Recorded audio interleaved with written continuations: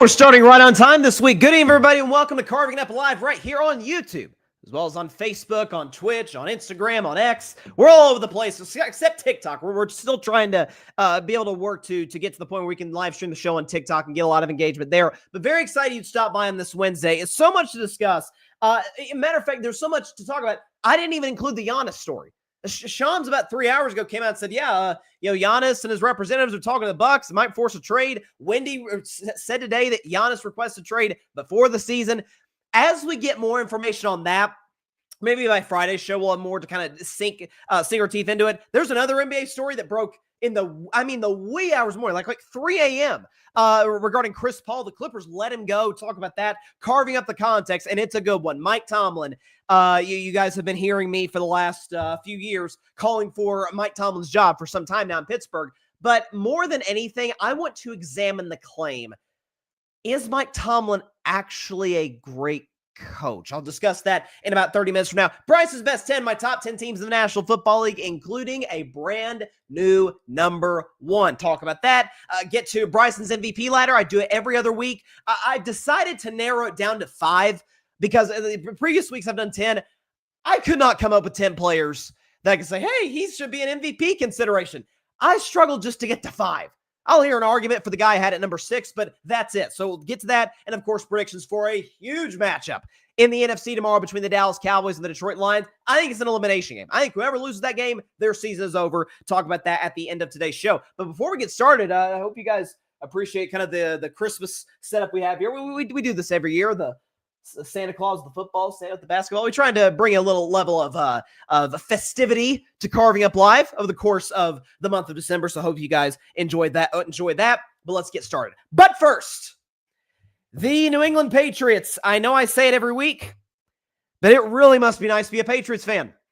20 decades of the greatest dynasty in the history of the sport. Some lean years from 2020 to 2024, and now they're the number one seed in the AFC, and they have the best record in football and the longest winning streak in the NFL. At 10 in a row. They're 11-2. They mollywopped the New York Giants 33-15. And I said at the end of Monday's show, and I predicted, I said, listen, I got the Patriots winning and covering, but I can see the Giants with Jackson Dart back. Maybe it's a little bit of a sleepy game for the Patriots looking ahead to their bye week. You could see a lane for the Giants to make it interesting. These are all NFL players. And from the jump, Patriots jump on them and they never look back. So I cannot help but watching this when I watch Drake Maye each and every week. There are certain athletes, regardless of sport, where, yes, they're great, and then there's others that are, there are others that look great, and it doesn't look hard. It looks like they are playing at a different speed, like they are processing the game at a different level than everybody else in the field is, and that's what I feel like when I'm watching Drake Maye. I'm not gonna lie, I have not felt this way since watching Mahomes in his rookie year, his first year starting, where it's, okay, that guy sees things differently. Mahomes famously had a quote that he didn't read defenses terribly well his first couple of years in the league, up until like his third, fourth year in the league. But watching Mahomes, it's, he's just playing at a different speed than everybody. He's seeing the game differently than everybody. He's just on a different level. It does not look hard for this guy. The left-hand passes, we know what Patrick brings to the table. I feel the same way watching Drake Maye. The mobility, the arm strength, the accuracy is off the freaking charts. We can show you Drake Maye's numbers against the New York Giants if we have that. Here it is, Drake Maye against the New York Giants on Monday night. 2 touchdowns, no interceptions, 77% completion, which has become pretty much the norm for Drake Maye. This is a guy who, this season is completing upwards of 70% of his passes, a guy who's completing, in that range. 126 passer rating and 67 QBR. By the way, he's leading the NFL in pass yards. So he's been sensational. That goes without saying. And if you had to redraft the 2024 quarterback class, he's the no question first pick. I would make a strong case with respect to Jaden Daniels. Caleb would be my number 2 pick. I certainly like him more than Bo Nix, more than Penix, and definitely more than JJ McCarthy. Another discussion for another day. But it is fair to say right now, as we sit here today, December 3rd, 2025. Now, will we say this on February 3rd, 2026? Only time will tell. I'm putting him in the top 5 quarterbacks. I've said all season long, I've really said for about a year on this show, that among the elite of the elite at that position, it is a clear and obvious, no doubt about it, top 3. Like, can't be, at least in the present moment, can't be surpassed. In this order, Mahomes, Allen, Lamar. Well, based on the season Lamar's had this year and a brutal stretch of football he's in, I think we do have Lamar's numbers from his last 3 games, and this matters. No touchdowns, 5 picks, or 5 turnovers, rather. 55% completion, been sacked 8 times, pass rating of 63, QBR of 28. Pretty bad. Now Lamar's body of work has to matter, so I'm still going to give him the edge over Drake Maye, of course. He's a 2-time league MVP. But if we look at the rest of the season, either the Ravens miss the playoffs or they make it and Lamar's bad, once again, the postseason, and Drake Maye gets to the AFC Championship game, or dare I say Super Bowl 60 in San Francisco, now we got to have a conversation. So at this particular juncture in time, I've still got Lamar 3, but to me, there's the clear 1 and 2, and after that, we can have a debate. Mahomes, Allen. I just, again, people want to put Allen over Mahomes. People want to do that for years. It'd be nice if Josh would beat Mahomes in the playoffs for once. He's had the ball in his hands twice, down 3 with a chance to win the game in the fourth quarter. Another story for another day. But to me, those are the clear 1 and 2. After that, let's have a conversation. Again, arm strength off the charts.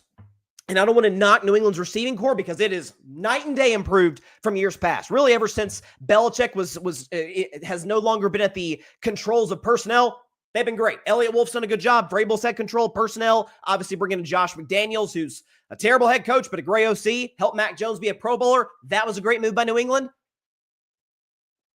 But Stephon Diggs was thought to be, still good, but not kind of maybe on his last leg. And no one really knew who Keyshawn Boutte was outside of Foxborough. Okay, you got guys like Pop Douglas, guys like that. Hunter Henry's been a productive tight end, and I love Travion Henderson, not a receiver, but good player. Matt Collins was kind of an underrated pickup, good locker room guy, and can be productive. Had a nice playoffs last year with Buffalo. Drake Maye is doing what all of the great quarterbacks in this game do, makes other guys better. To use an example from a guy in another conference, we're going to see play tomorrow, Jared Goff. Jared Goff's a very good quarterback. Like his resume would tell you that. He's been the number 1 seed, previously in his career. He's gone to Super Bowl, 15 wins last year in Detroit, accurate, all of it.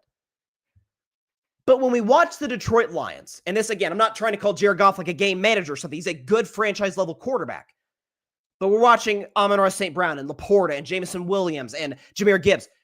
Do we watch the Lions and say, Jared Goff makes those guys demonstrably better? He makes them better. He's a good quarterback. But is it, they go from an A- player to an A+ player, or it's a B+ player with A+ production? That's what the great quarterbacks this game do. That's what Brady was maybe the best ever at, is that Edelman was a C- talent. No disrespect to Julian, because I think he had a great career, and I love his podcast, by the way. But Tom elevated him. Gronk, a little bit of a different story. Gronk could have been great with anybody. So you pair him with Brady, now it's unstoppable. But Tom did that with Danny Amendola, with the Brandon LaFells of the world. We can just go up and down the list. The Chris Hogans. I'm not saying that that's the case necessarily what Drake Maye's doing with this group of Patriots receivers, because they are talented. But I watch a team and I watch a quarterback who is making his guys demonstrably better. And some credit for that goes to Josh McDaniels. It does. A lot of credit goes to the front office for investing in the offensive line, for investing in legitimate weapons around Drake Maye, when the last few years, I mean, it's fair to say the Patriots had the worst skill position group of players in all of football.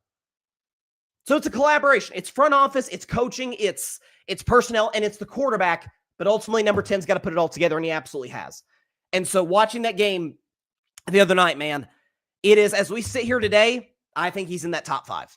I really, really do. To me, it is Mahomes, Allen, clear 1 and 2. I will, out of respect, have Lamar at 3, but if this season continues to trend the way it has, you'll have to drop him a little bit. And then you're in that Drake Maye, Stafford, Dak area. And Joe Burrow. The only reason I've knocked Burrow is, in some cases, by no fault of his own, he can't stay healthy. Like, the best ability is availability, and Joe Burrow hasn't been available. Now, if the Bengals make a run and make the playoffs, who knows? All bets are off. But it doesn't look hard for this kid. It really, really doesn't.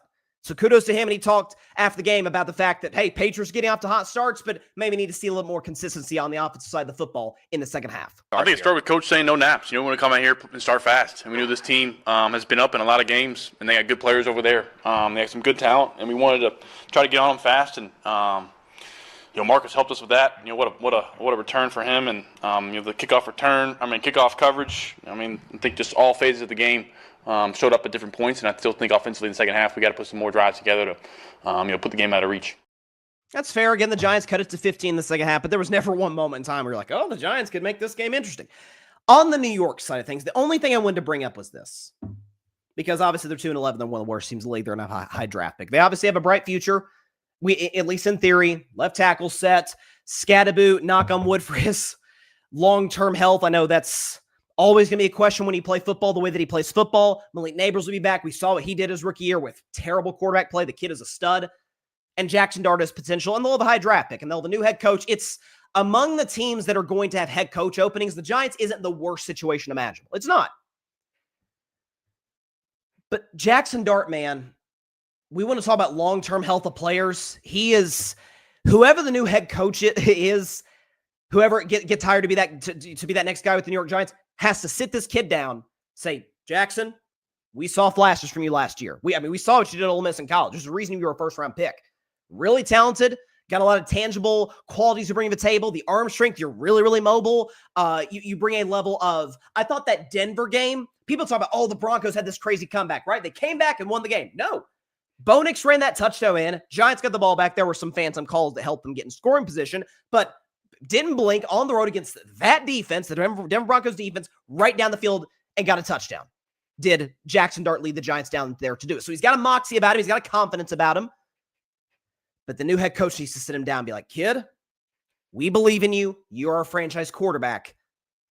But you're not going to be for very long if you keep taking these hits on the sidelines.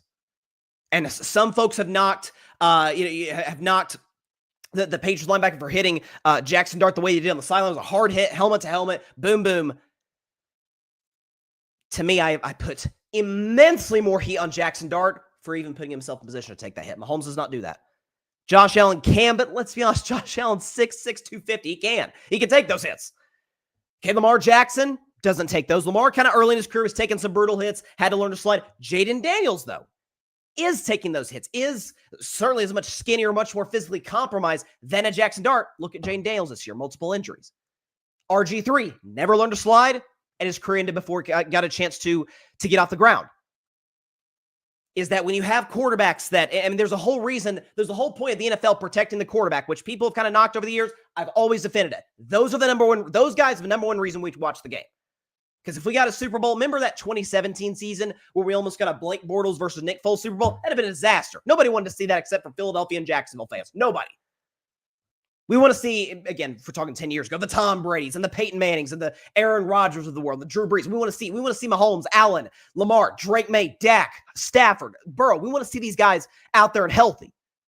So I am all in favor of protecting the quarterback at just about any cost. Jerry Jones was kind of one of the people who suggested this, and I think he was right on it.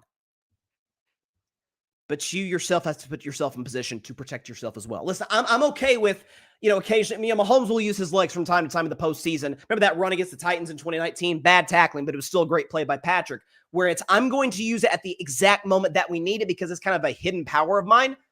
But as we all know, once you become a runner, you are as vulnerable as a running back, receiver, and tight end. That's the way the NFL rules work. You are no longer a quarterback. Jackson Dart has to recognize that. And his answer to the media afterwards, I found even more troubling. He was like, yeah, I'm never going to stop playing like that. I don't know if he's trying to win over the locker room, prove some sort of point. Brother, you're only hurting yourself with that. You are. I mean, you have the benefit of playing in an era where the quarterback is protected. And yes, sometimes the quarterback is going to take off scrambling. It's kind of the superpower of some of the best QBs in today's league. I mean, most guys, Stafford and Burrow are like the only two great quarterbacks that are kind of strictly pocket guys. The rest of them, not the case. Everybody can move. All of the elite ones, at least. You can't keep putting yourself in this position, bruh. Your legs are a superpower. Obviously, it's if the defense is playing, your receivers deep, if they're worried about Malik Neighbors killing them for a 40-yard gain, guess what? Especially if they're playing man coverage, you can eat him on the ground. But you can't put yourself in a position where you're tight roping the sideline. Guy, safety's coming at you 100 miles an hour. Bam! You put yourself in that spot. And that's not listen, unless there's stuff that we're not aware of in the Giants locker room, I think Jackson Dart's got the respect of those guys in there. He has taken those hits. He has, had moments this year against the Chargers, against Philadelphia, even that loss to Denver where he showed some poise, some moxie, okay, maybe we can build around this guy going to year two where he's going to enter 2026 as the no-question starter. But whoever the new head coach comes, whoever it is that comes in to be the new head guy has got to talk to this kid, be like, dude, we believe in you. We love you. You're a franchise quarterback. You cannot be taking hits like this or you're not going to have a long career. And so we can't trust, investing lots of money on you if you do hit, if you are a franchise caliber of quarterback. So that's where I'm at in the Jackson Dart thing. Because I saw that soundbite and I was like, oh, that's kind of troubling. You don't want to see that. Here's something else you don't want to see. And if you are an NBA fan, this should really piss you off. So in the middle of the night, I mean, literally, we're all asleep. Maybe people on the West Coast are awake, I guess, some people. But on the East Coast, we're all in bed. Wake up in the morning, look at my phone. Whoa, Chris Paul's gone. The Clippers, Los Angeles Clippers, released Chris Paul. As Chris Paul put on his Instagram, I've been sent home. It had the deuces sign. So reports are from Shams, from Chris Haynes, from some of the other excellent sources in the NBA sources game, essentially range from, because the Clippers have had a god-awful season. They're awful. They're one of the worst teams in basketball. After having weirdly championship aspirations, despite getting older on the roster, the Clipper delusion has gone too far. But because of the awful start, because of the fact they're being one of the worst teams in basketball, Chris Paul being the kind of at times combative guy that he is, that being the leader that he's been recognized. Charles Barkley all the time calls him the best leader in the NBA. You can make a case for that. He's been a great leader. Everywhere he goes, literally every single team that he joins, every single one, winning percentage improves. Every single one without fail. If you're talking about the New Orleans Hornets, the LA Clippers, the Houston Rockets, the Oklahoma City Thunder, the Phoenix Suns, the Golden State Warriors, and the San Antonio Spurs, all of them, win percentage has gone up with Chris Paul. This has not been the case. Now, CP3 is clearly not the player that he once was. That goes without saying. But he clashed with players. Apparently, at one point, quote, he and Ty Lue were not on speaking terms. And I think Ty Lue's a great coach. I've raved about this guy for years on the show. Bro, that can't happen. And when you're a Chris Paul, who announces, last week? Because the Clippers played a road game in Charlotte. CP3's from North Carolina. There's, the great story of when his grandfather was tragically killed, and he goes out there. What did he score? 65 or something? I forget what the number was. In honor of his granddad, and it was a really emotional moment. It's one of the high marks of his basketball life. And so they go to that city, and he says, "This is going to be my last year in the NBA." And we kind of all had an idea of that based on the fact that he did sign with the Clippers. The Clippers, rightly or wrongly, had championship aspirations. CP3 wants to go out the ring. And CP3, more than anything, folks, because he wrote about it in his book. I highly recommend people get it. It came out, the 61, I think is what it's called, because it was after the 61 points he scored after his grandfather was killed. Is ever since the Clippers traded him to Houston in 2017, he's pretty much lived apart from his family. His family is still in Los Angeles. So he was in Houston for 2 years, OKC for 1, including the pandemic, obviously, in Phoenix for 3, Golden State for 1, San Antonio for 1, and now back with the Clippers. So he's back home. He's back with his family. And you kick him out, you cut him. You're essentially, and they were basically, so the Clippers management was saying, hey, we're not making Chris Paul the scapegoat. It sure looks that way. If this is the first domino to fall, I'm not saying you fire Ty Lue. God, no. 100% you do not fire Ty Lue. Do you have conversations about selling the damaged goods that's Kawhi Leonard to any desperate team that wants him? Chances of team taking him are slim, but isn't it Kawhi Leonard that kind of got you into this whole boat? Isn't Kawhi Leonard the guy that you sold you sold your assets to get Paul George, and that now goes down as one of the worst trades in history because Oklahoma City's got a potential dynasty because of it. Who knows? Thunder 21-1 and defending champions. And that's the guy you make your scapegoat? And if nothing else, folks, let's say this Clippers season continues to go to hell, which it probably is going to. This is not the type of locker room that can emotionally bounce back from this terrible of a start to save their season, have this resurgence in the second half of this year. If this continues to go down the tracks, at least give Chris Paul the dignity of finishing his last year in the NBA with the team. Especially given the fact that we are talking about, and this isn't saying much, being the best player in the history of the Los Angeles Clippers is like being the best player in the history of the Carolina Panthers. Like, Panthers have had great players, but it's not like being the best Packer or Steeler or Niner or Cowboy or it's not that. But Chris Paul's the greatest player in the history of the LA Clippers. We can show his numbers over the course of his career. First in Clippers history in assists, second in steals, fourth in double-doubles, fifth in wins, fifth in three-pointers made, sixth in points, and tied for first, which ain't saying much. He's only got 3, but tied for first in playoff series wins. Did Chris Paul have with the Los Angeles Clippers? They were a god-awful organization. Yeah, they drafted Blake Griffin in 2009, first overall out of Oklahoma. But they were going through coaches, the ownership. We know about Donald Sterling, and that speaks for itself right there. Garbage organization, bad management, shared the arena with the Lakers. Ain't a soul in Los Angeles cared anything about the Clippers. And then Chris Paul arrives. It happened to coincide with the time that the Lakers, they just won back-to-back, and then Kobe was starting to age, then the Achilles, and the Lakers kind of fell apart.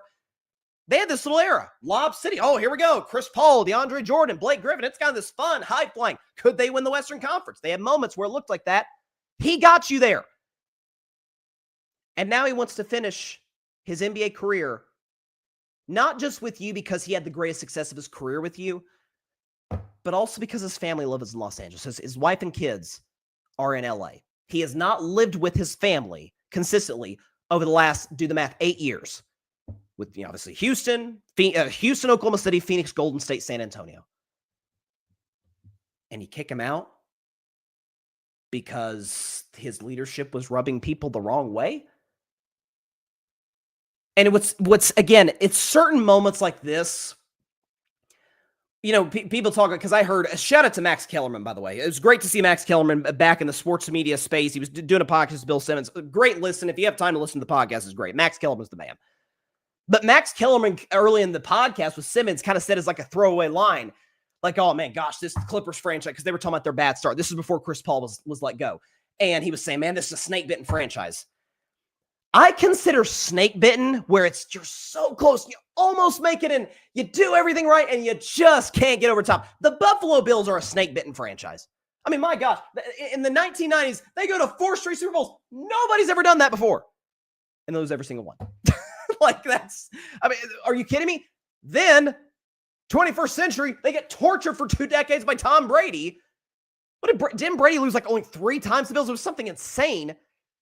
And then they finally get good. They get Josh Allen. And it just so happens to coincide with the Chiefs dynasty. And they beat him every year in the playoffs. And then the year that the Chiefs are down, now the Patriots are back. The Bills are a snake-bitten franchise.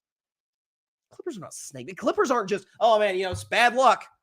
No, they've been poorly run their entire existence, pretty much, especially in the modern NBA post-merger. Terrible ownership for the majority of their history with the awful, racist Donald Sterling. But then they get good ownership with Ballmer, who, to his credit, puts all his chips in the middle of the table, goes aggressive in the 19 offseason, gets Kawhi, trades for Paul George. Again, put all his chips in the middle of the table. Didn't work, but kudos to the aggressiveness. I'd rather you be that than safe. You put your, I guess the mistake Ballmer made was betting the entire future of his franchise. Betting not just we can win championships, we can take over the city of Los Angeles from the iconic LA Lakers. You're putting that kind of expectation on the least reliable superstar, maybe in NBA history, Kawhi Leonard. The most flaky physically, emotionally. You're not sure where he's at. I mean, you watch his press conferences over the course of his career. It makes Tim Duncan, seem as charismatic as Bernie Mac. I mean, it's unbelievable. You bet it all on that guy. This is what you've got. Because the Spurs didn't build everything around Kawhi Leonard. They still had the structure in place.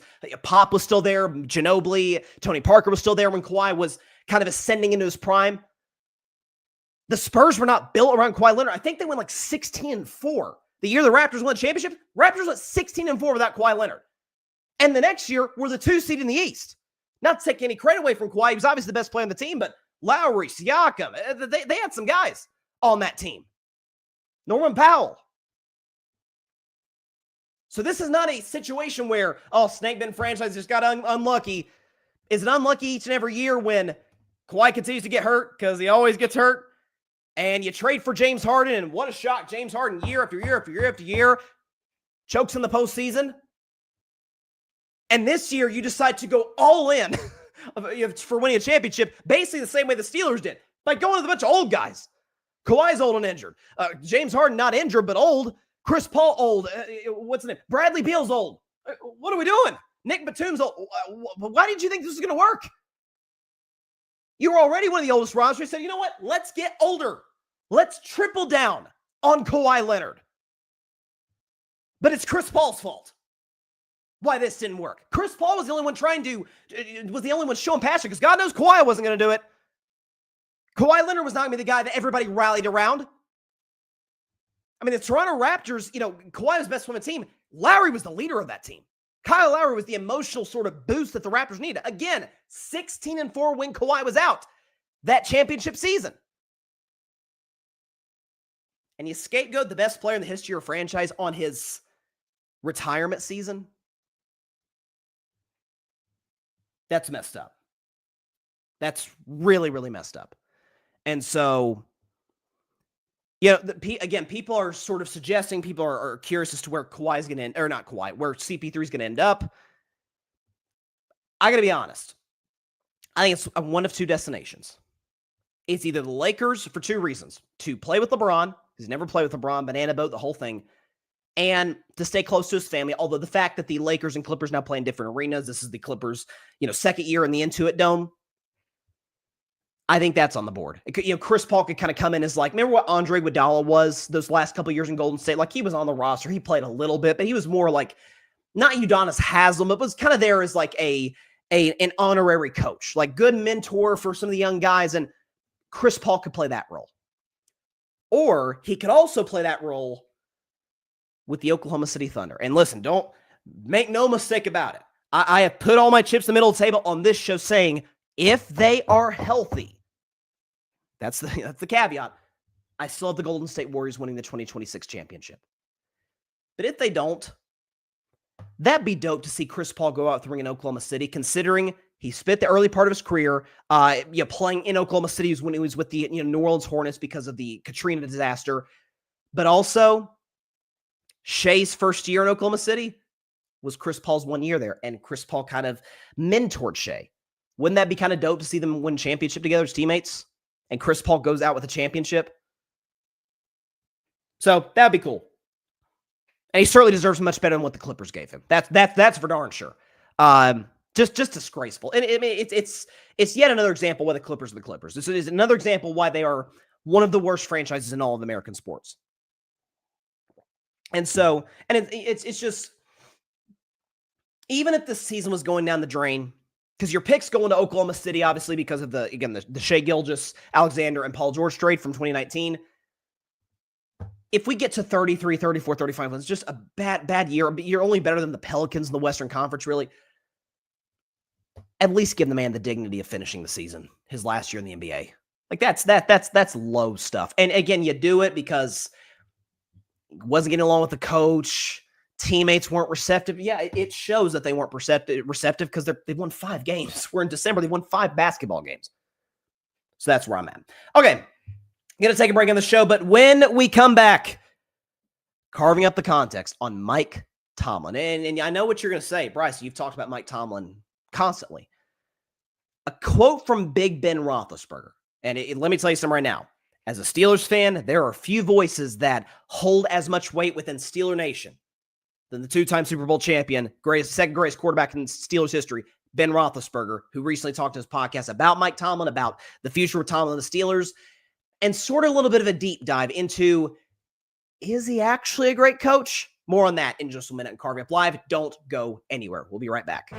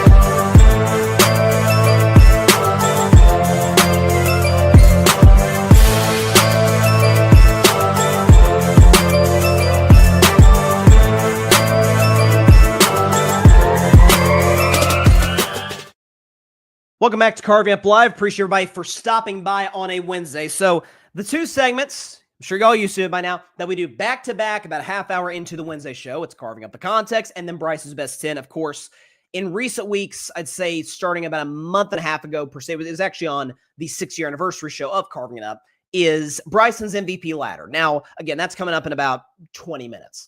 But essentially what I do in that is, I rate my top, it's pretty simple. I rate my top MVP contenders. But I've narrowed it down to 5 because the last few weeks I've done it 10. I could not find 10 guys. They're like, hey, they deserve MVP consideration. I couldn't find it. I could not do an honest segment like, hey, Kyle Monungai deserves some MVP consideration. Now, Kyle Monungai's been great, by the way. Kudos to him. Derek Stingley Jr. probably would be in the 10. He's been amazing. He's been the best corner in football, but MVP, there's certain guys I couldn't say, hey, they might get legit consideration. Now, Stingley might get second for Defensive Player of the Year, and he'll deserve it to Myles Garrett, but we'll talk about MVP ladder in about 20, 25 minutes from now. But carving up the context, segment we do every Wednesday, taking a story and going a little bit deeper than most will. So, as the head coach of the Colorado Buffaloes, primetime Deion Sanders says, give me my theme music.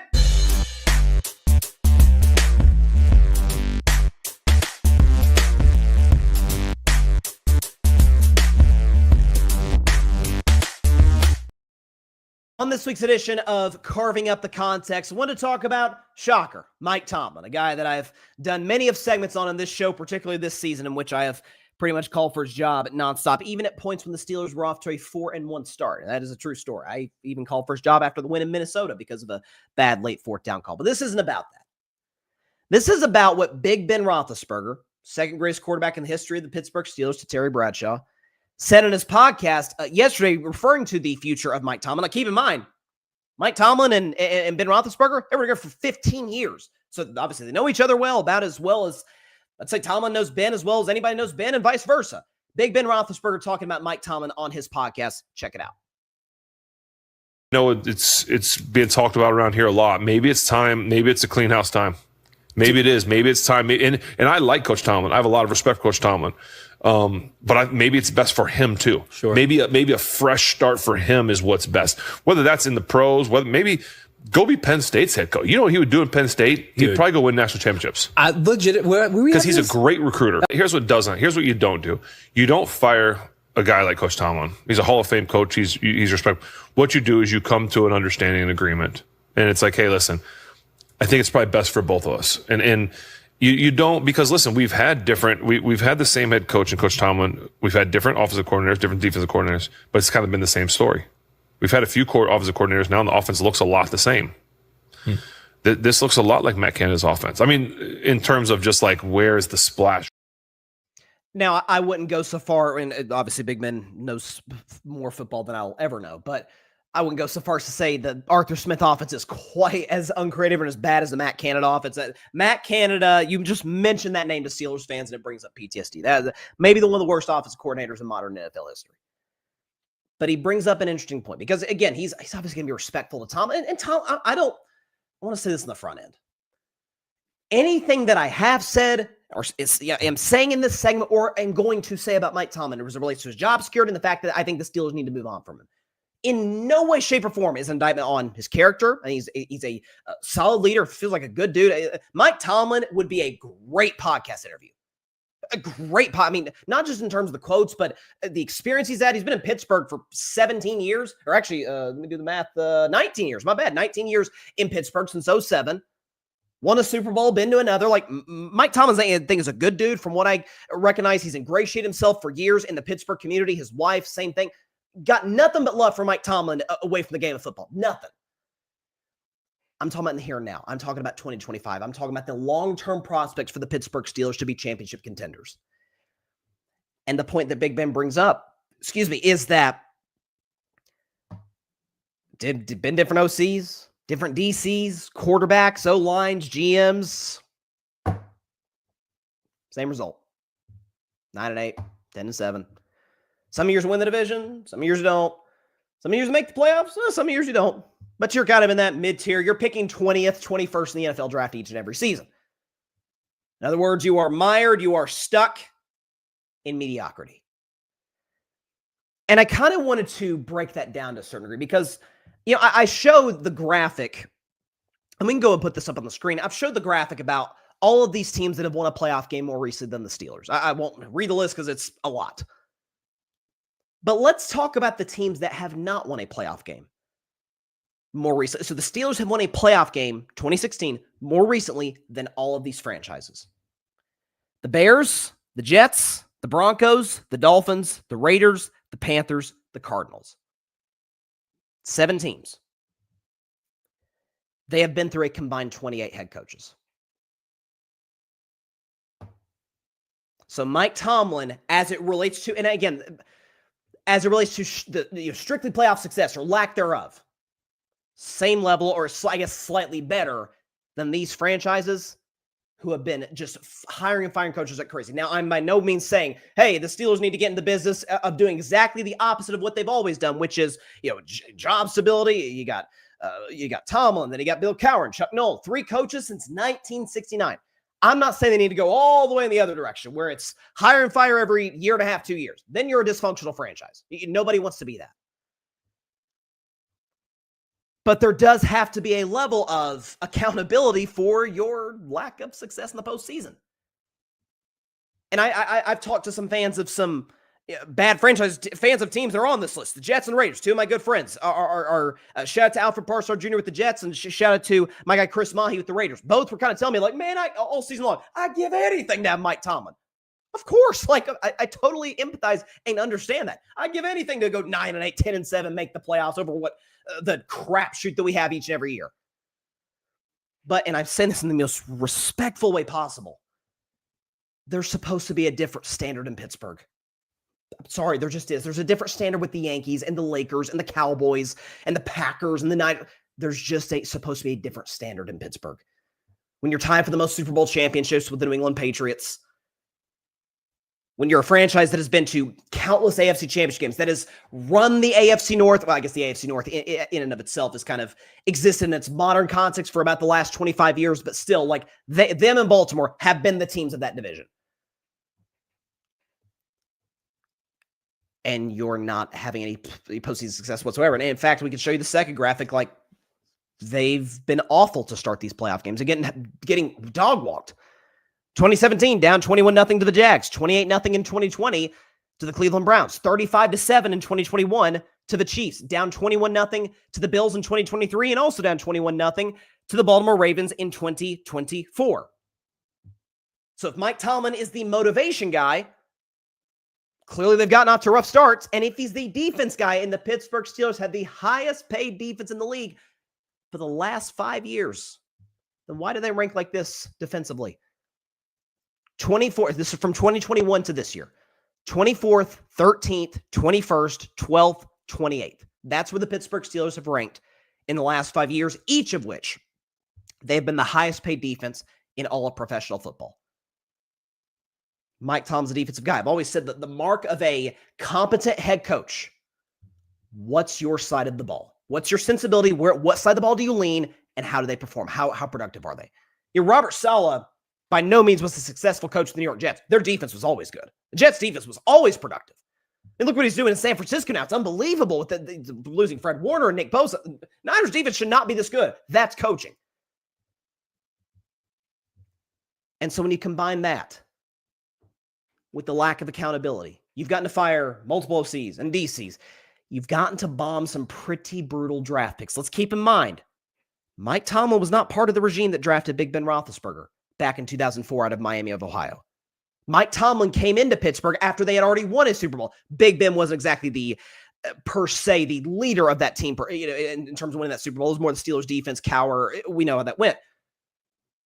He inherited the team 2 years later, 2007, from Bill Cowher. I've heard about this thing like, well, I mean, just give Mike Tomlin a great quarterback and he has incredible playoff success. He went to 14 postseasons. I believe that's the number. 14 postseasons with Ben Roethlisberger. Did you know that in 11 of those, they didn't win a playoff game? Nothing. No playoff success whatsoever. None. So he's had, now to his credit, he also went to 2 Super Bowls because Ben's an all-time great quarterback. The Steelers had some unbelievable rosters. But speaking of which, even when there has been, mediocre to bad quarterback play in Pittsburgh, I mean, if you want to take the years between Terry Bradshaw and Big Ben, so like a 30-year stretch when you have, Neil O'Donnell, you had some pretty mediocre quarterbacks. The rosters were still great. You would still have amazing defenses, solid offensive lines, receivers, the whole bit. Now you can't even say that about the Steelers, at least as it relates to how they've been able to replenish the talent that they've lost. What do I mean by that? 2019, the Steelers got off to an 0-2 start. And in that second loss, a loss of Seattle Seahawks, Big Ben blows out his arm, blows out his elbow, done for the year. So you're 0-2, Big Ben's gone for the year, your season is over. Like right there, we see this all the time in the NFL where a devastating injury to a quarterback, an offensive line, you're just done. That was the case with the Steelers in 2019. What did Mike Tomlin do the very next day? Traded for Minkah Fitzpatrick. What did he, by the way, a great player in his prime, a multi-time All-Pro. Minkah Fitzpatrick was a great player. But A, he's a safety. Those don't necessarily impact the outcome of games on a consistent week-to-week basis. And number two, what did he give up for Minkah Fitzpatrick?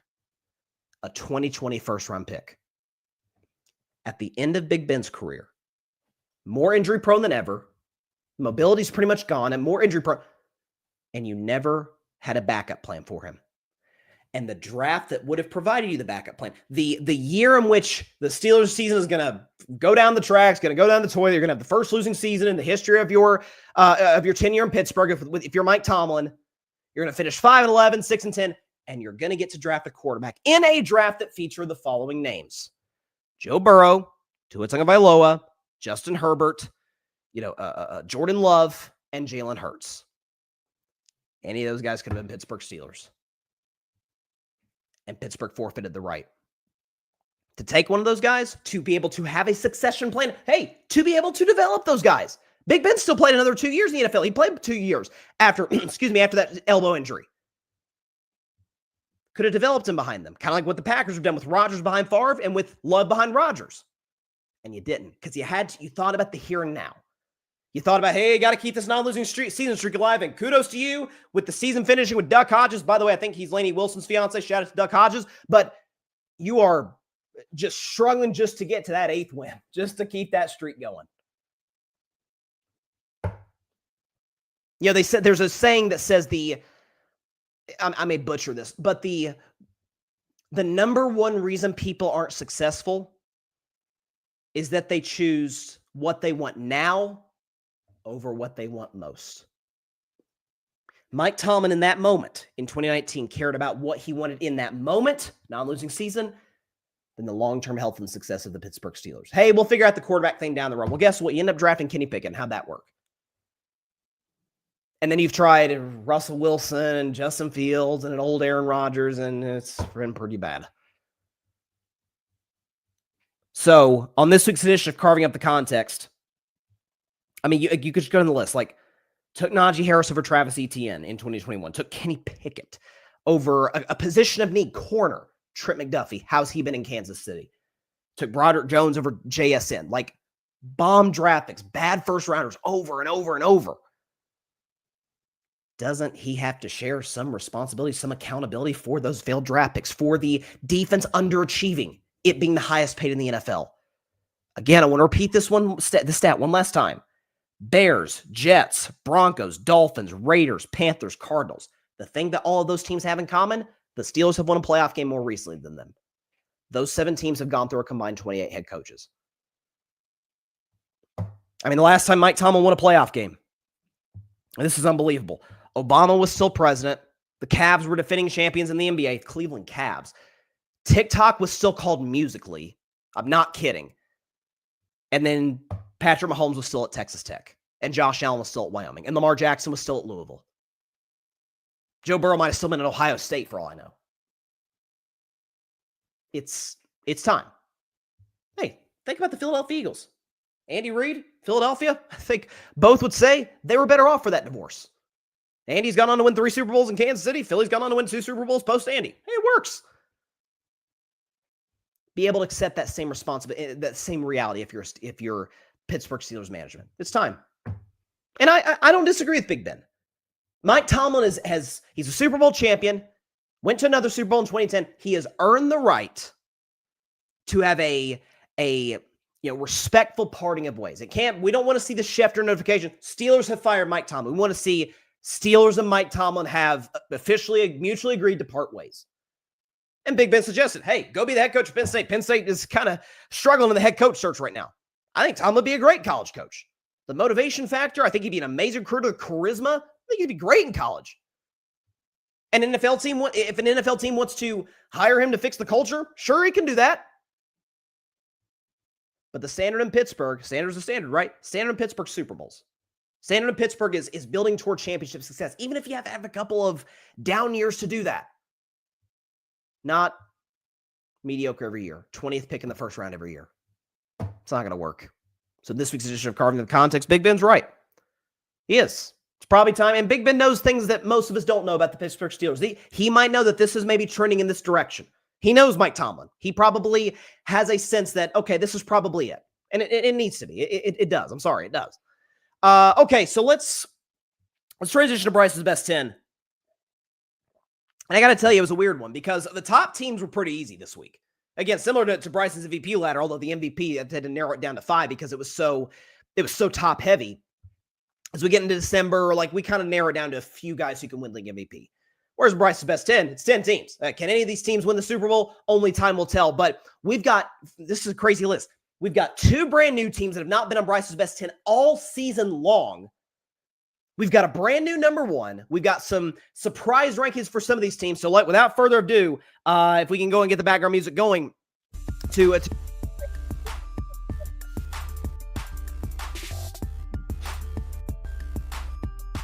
okay, we will start at number 10, the 10th best team in the National Football League on this list for the first time in 2025.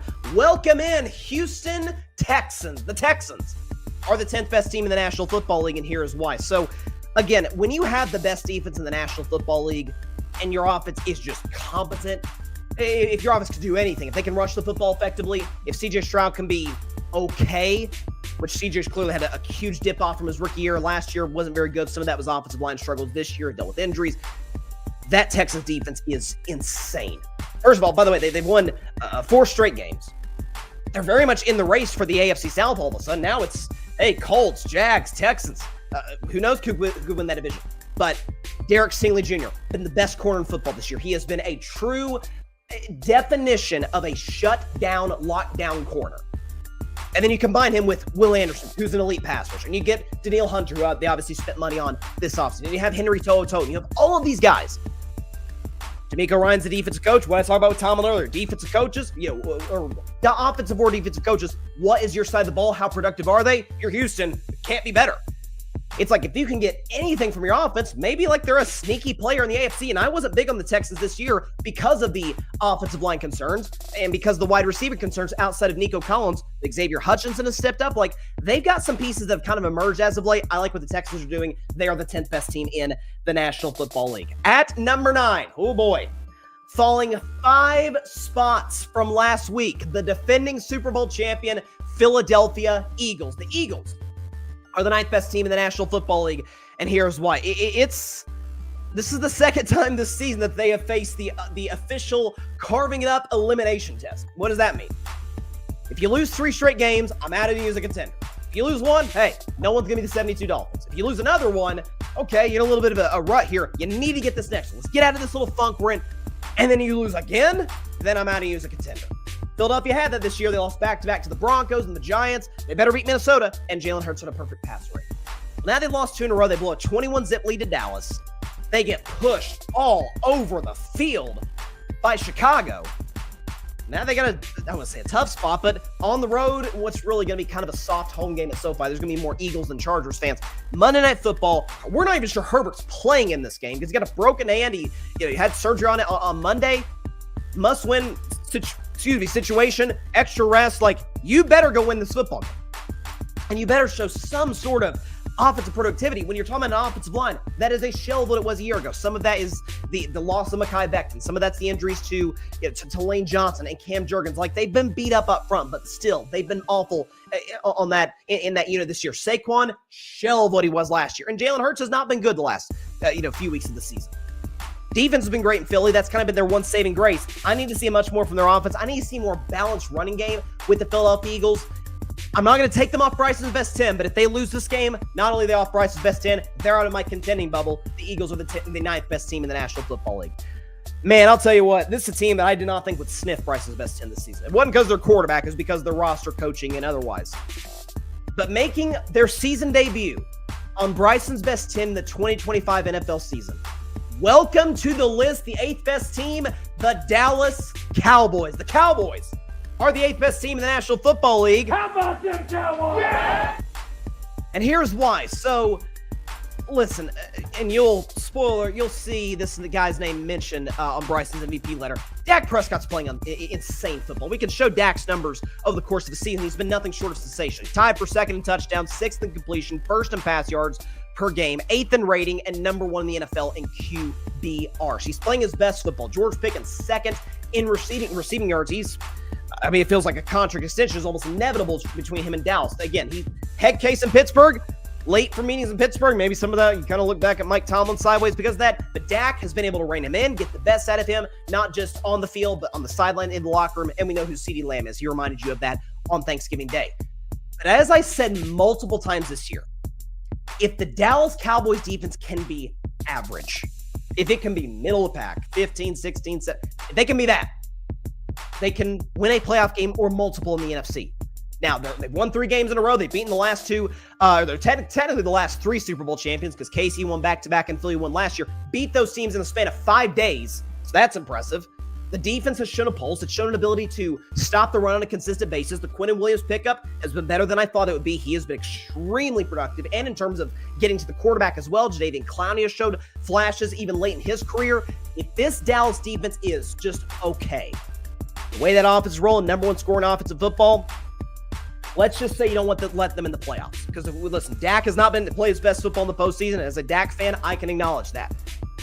But he's a veteran now. He's in year 10 now. And you give Dak a crack at it this year in a wide-open NFC, you don't want to see that. The Cowboys are the 8th best team in the National Football League. At number 7, up 2 spots from last week, it is the Chicago Bears. The Bears are the 7th best team in the National Football League, and here's why. So, again, when you talk about Ben Johnson and how he's completely changed the culture in Chicago as it relates to running the football, playing tough, hard-nosed, smash-mouth physical football, you could tell he's clearly from the Dan Campbell tree. You could tell that he's a guy who values the offensive line, which the Bears addressed in the offseason.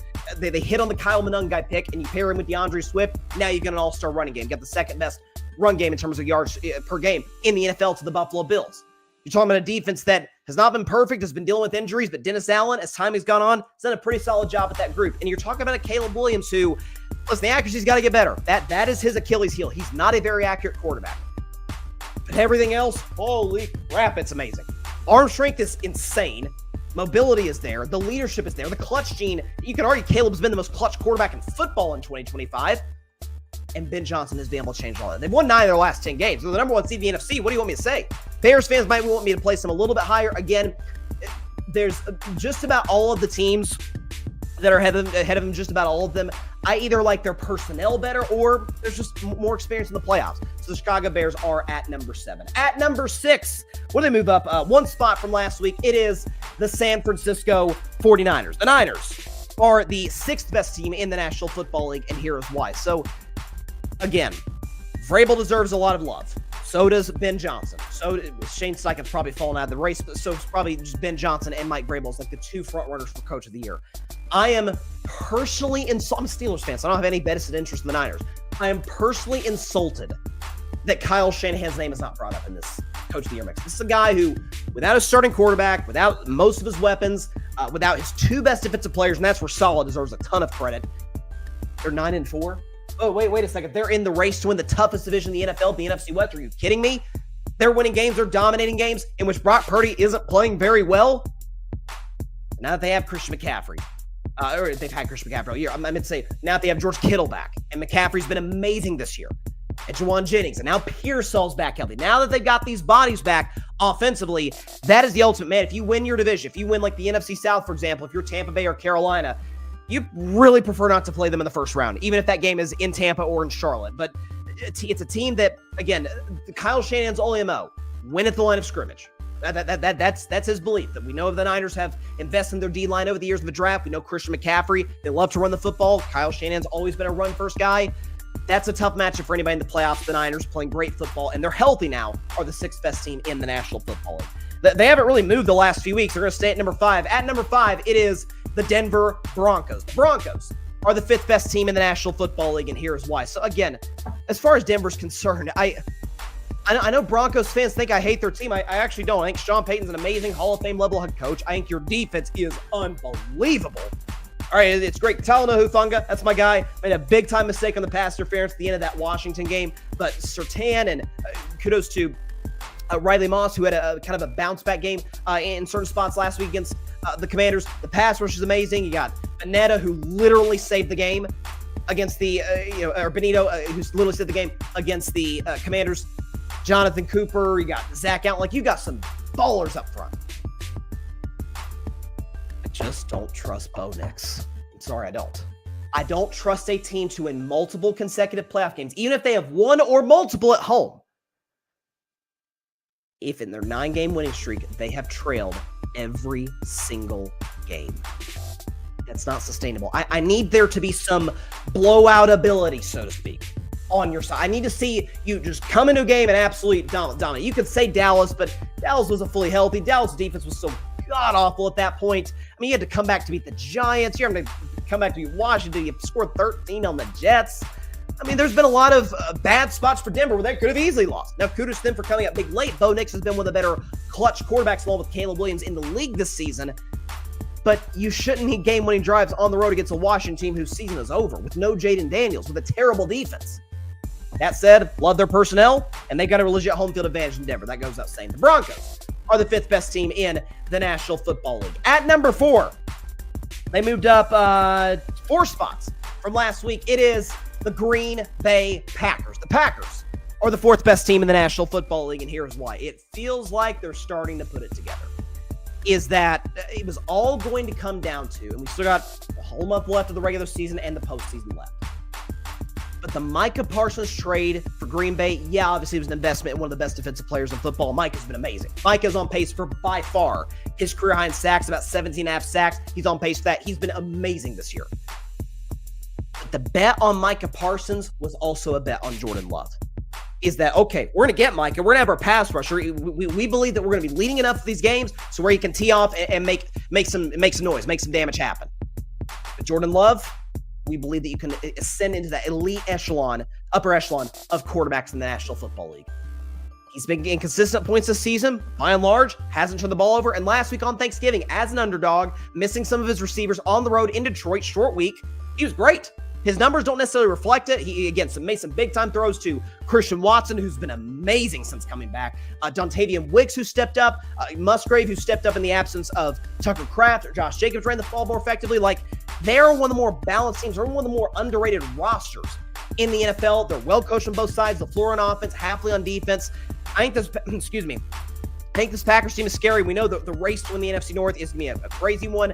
Depending on what happens in Detroit tomorrow, it could turn into a 2-team race between Green Bay and Chicago, who play each other this weekend. Cannot wait for that matchup. Green Bay is one of the scariest teams in the NFL. They are the 4th best team in the National Football League. Staying at number 3 where they were at last week, it is the Seattle Seahawks. The Seahawks are the 3rd best team in the National Football League, and here's why. So few teams could win in blowout fashion with their offense doing virtually nothing. With Sam Darnold, pretty much a no-show. They ran the ball fine. It was a Seattle defense team. Now, some of that is helped by the fact that A, you're at home, but B, more importantly, you were playing Max Brosman, who somehow made J.J. McCarthy look like a serviceable quarterback. I mean, this guy was Will Levising underhanded interceptions in the red zone. It was bad. But it also points to the fact that, God, Seattle's defense is good. And I've said it for the last few weeks. I haven't seen the Legion of Boom's on a different level. We know this. They're not the Legion of Boom defense. I haven't seen that many defenses in the last few years that are as fast as the Seattle defense. And a lot of it's due to youth, particularly in the back end of the secondary. You're talking about Eamon Worry, Devon Witherspoon. Like, they've got some dudes that just absolutely fly to the football. And I think that's going to serve them well in the postseason. Like, that's a brand of football that if they don't win the NFC West over the LA Rams or over the Niners, that can still translate on the road. 100%. I think Darnold's kind of been cooled off in recent weeks, but I think he'll get hot in the last month of the season. JSN has been just insane. He's been having an unbelievable year. So kudos to the Seattle Seahawks. They play great football. They are the third best team in the National Football League. At number 2 in the division, they did drop a spot because of a loss. It is the Los Angeles Rams. The Rams are the second best team in the National Football League, and here's why. So as far as LA is concerned, and before I move to LA, I think we got a comment. Nola Nation super chat. Here we go. Is that Santa Italian? You know what? I don't think he's Italian. He might be Italian. I don't know. I have to check that out. But yeah, again, very festive on Carving Up Live. We got a football Santa. We got basketball Santa. It's very much keeping the holiday spirit on the show, especially with the fact that celebrating the holiday season of the show by doing it through sports. But appreciate the super chat in the comment. Who was that? That was Nola Nation. Appreciate you, Nola Nation, for the super chat. Really, really appreciate it.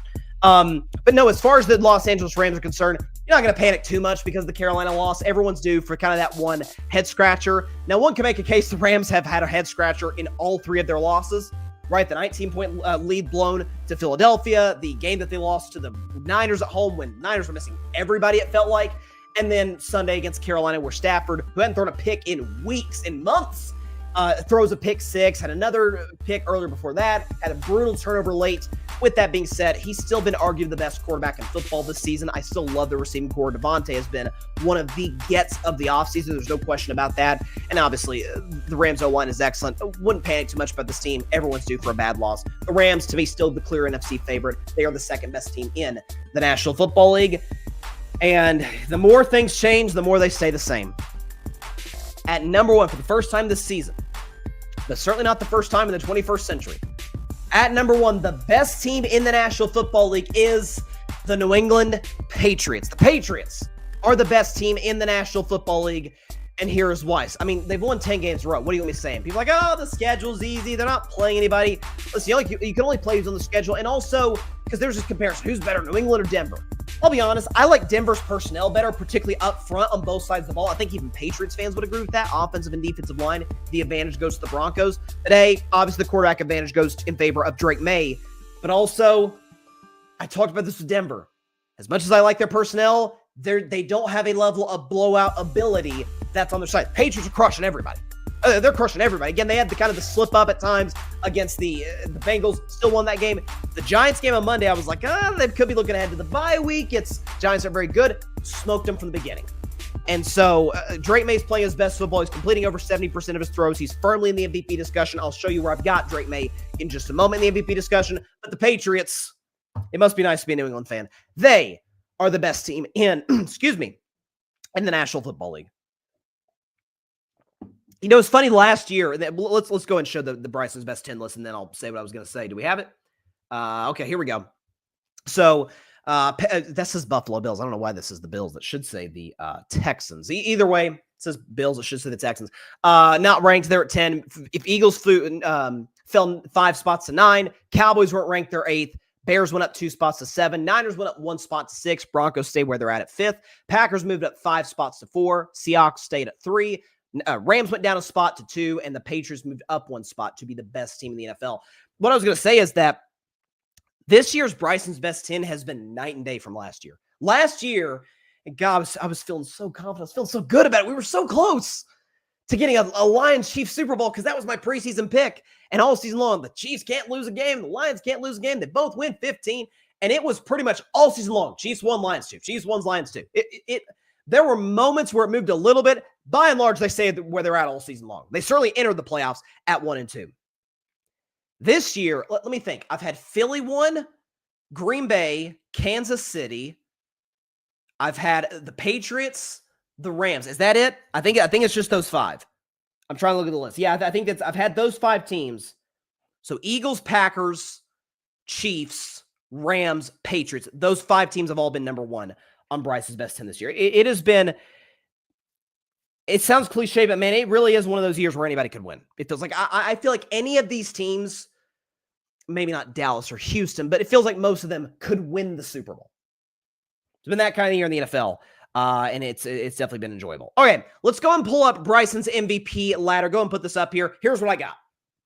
So I've got Jackson Smith-Njigba at number 5. Again, he's not quite on pace. Had a quiet game just because the Seahawks didn't have to do anything offensively against the Minnesota Vikings. But Smith-Njigba was on pace for the first 2,000-yard season in receiving history. He's still been by far the best receiver in the league. Myles Garrett at number 4. The Browns have a losing record. You think it's his fault? Man's on pace to shatter the sack record. He's got 19 sacks. I think he needs 4 to pass Strahan and TJ Watt. They're playing the Titans this weekend.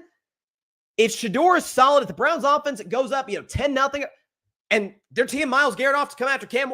He could break the sack record in this game. He had 5 sacks earlier this year against New England. You're telling me he couldn't get 4 against Tennessee, as great of a player as he is? Come on. Rain Dakota Prescott, ladies and gentlemen, is at number 3. This is a guy who's playing. I didn't think it was necessarily, I should say, didn't think it was possible. The best football Dak played was 2023 when he carried a very mediocre Cowboys offense outside of CeeDee Lamb to being the best offense of football. The Cowboys offense is more talented this year. Shocker. You give Dak a second receiver, he looks even better. I know that's surprising, even though other quarterbacks have had that. Regardless, Dak's not turned the ball over.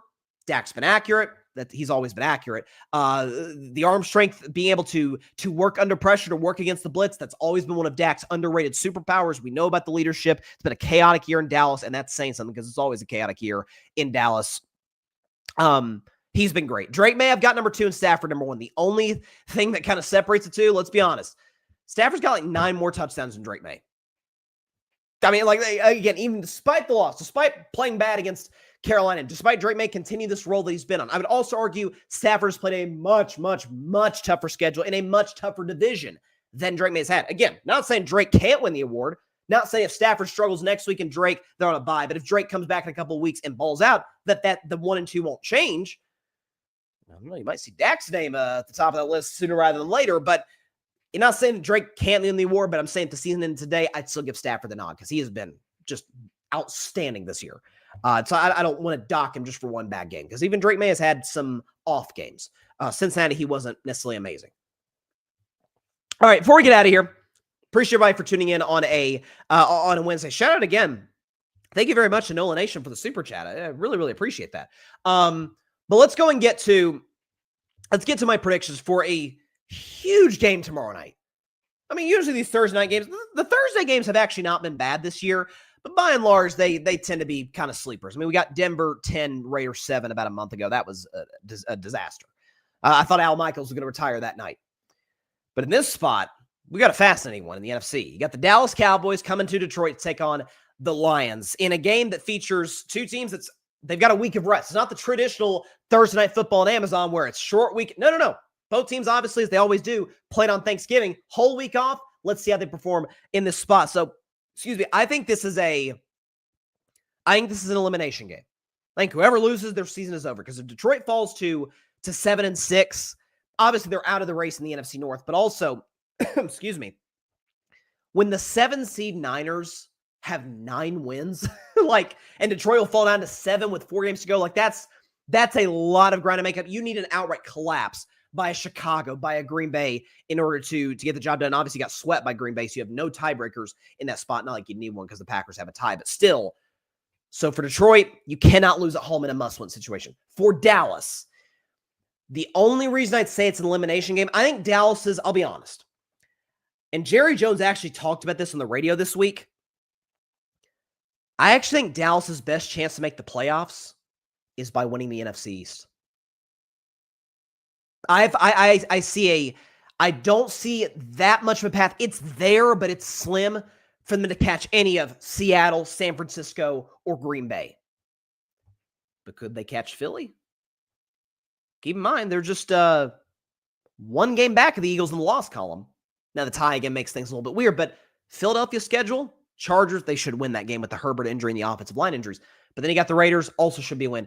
But you got the Commanders twice, divisional matchup, and Washington or almost beat Denver the other night. And then you got a game against the Buffalo Bills. I think Buffalo's going to win that game. If Dallas wins out, and if Philly, even if they have a winning record, 3-2, Dallas takes the NFC East. But if they lose this game, now you need Philly to go 2-3, and with that schedule, I just don't see that happening, even with Philly's offensive struggles. So this is a virtual playoff game. Whoever loses, I'm writing off. They're done. And in such a spot where both defenses I have questions about, I'll be honest, I do. I don't love either group, but one is playing better than the other. And as well as Jared Goff has played this year, and there have been people in the media, hey, Jared Goff's technically played better than Dak. They have the same amount of touchdowns. Goff's got 3 fewer picks. Watch the games. Does Jared Goff elevate the Lions? Talking about this earlier in the show. The way Dak has elevated the Cowboys. Absolutely not. So give me Ray and Dakota Prescott and the Dallas Cowboys to get the upset W. I'll be honest, this hurts my soul. It does. The fact that I have to put the season of, excuse me, I have to put either the season of Ray and Dakota Prescott to bed or of my adopted team, Detroit Lions, to bed makes me very, very sad. I hate that I'm in this predicament. But there ain't going to be a tie. Dallas is going to be 6-5-2 after the game. I've got the Cowboys. I think Dak throws a party. George Pickens, CeeDee Lamb, they do their thing against that struggling Lions defense. The back end is absolutely beat to hell in injuries. And also, is Amon-Ra St. Brown playing? I know they say it's questionable. He might give it a go, but he's not going to be 100%. He, got hurt his ankle against Green Bay last week. That's a tough spot to put the Lions in. I think Dallas goes into Detroit and gets a W tomorrow night. And with that, that is all the time we have for today's show. Appreciate everybody stopping by. As always, be sure to catch Carving Up Live on Friday night at 6 p.m. Eastern, 3 p.m. Pacific time, right here on YouTube, as well as on Facebook, Twitch, X, Instagram, everywhere. All the social media platforms, except for TikTok. Like I said, we're working to get the show on TikTok as soon as we can. But check the show out anywhere you get your podcast, Apple, Spotify, iHeartRadio, anywhere you get your podcast via the Grid Network. Also, check out, again, all of our social media platforms. IG and TikTok are at Carving Up Podcast. X is at Carving Up Pod. Of course, please do subscribe to the YouTube channel, Carving Up with Bryson Carver, and to the Grid Network. That is GRYD, the Grid Podcast Network, right here on YouTube, as well as any and everywhere that you get your favorite podcast. Have a great week. Can't wait to see you on Friday. Great show on Friday. We're going to do the last fall view of the regular season, like kind of a post-mortem on Tennessee's weird 2025 season, 8-4. Talk about that. Obviously, we'll reaction to Cowboys and Lions. We'll have college football championship weekend predictions. I cannot wait for this weekend of college football. Predict all those games and a lot more. And, of course, our NFL predictions. So have a great week. We will see you then. Everybody stay safe out there. God bless y'all. Peace out. Come on, Dak. Get the job done, buddy. Thanks so much for watching the show on YouTube, and be sure to go click that big red subscribe button and check out the other clips and full shows from Carving It Up Live, as well as our other incredible content creators here on the Grid Network.